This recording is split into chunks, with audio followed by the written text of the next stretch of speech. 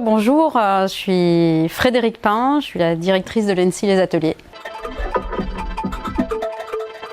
Pour moi, le design, c'est la discipline de la conception du sens.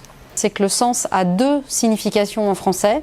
Le sens, c'est une direction, c'est très pragmatique, c'est très analytique, c'est presque ingénierie centrée, je dirais. Et le deuxième sens du mot sens, c'est une perception. Et ça évoque finalement cette dimension très humaine de la perception, elle est personnelle.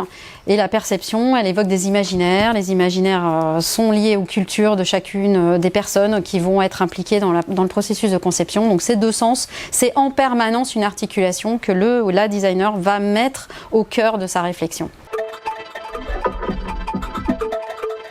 De tout temps, le design, depuis sa création, depuis sa naissance, a dû toujours adapter ses outils, adapter sa capacité de créer pour que ça fasse sens pour cette dimension de l'être humain, et donc dans un contexte où effectivement on évolue en permanence dans l'univers du complexe. Et aujourd'hui, le problème effectivement des enjeux sociétaux et environnementaux, c'est qu'on est face à un monde du complexe sans nom.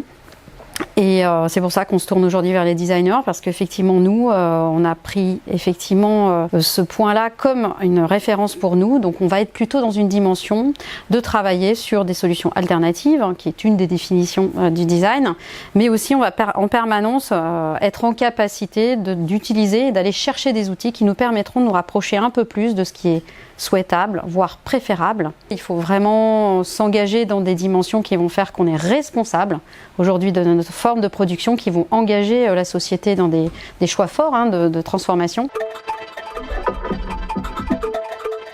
Le designer, c'est 5 ans d'études, et effectivement pendant 5 ans il apprend à naviguer dans le chaos. Aujourd'hui on ne va pas forcément chercher le designer sur quelle est la solution et qu'est-ce que vous allez proposer.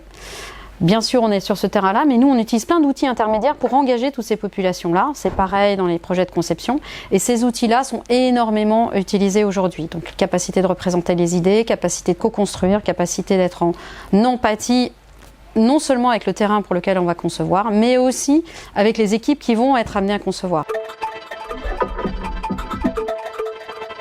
Très important pour nous avec ce partenariat, c'est que c'est propre à l'ENSI, nous sommes parfaitement à l'aise avec la dimension de l'expérimentation, de la notion d'expérimental, et Dieu sait si aujourd'hui, de toute façon, aucune voie n'est tracée en avance. On doit être en capacité d'évoluer dans un monde incertain. Il faut construire effectivement des partenariats solides avec des acteurs et des actrices qui sont vraiment dans cet état d'esprit, d'être en capacité de se remettre en cause en permanence, pour qu'effectivement ce mode expérimental soit constructif et nous permette vraiment de construire ensemble les solutions qui seront pérennes dans le temps.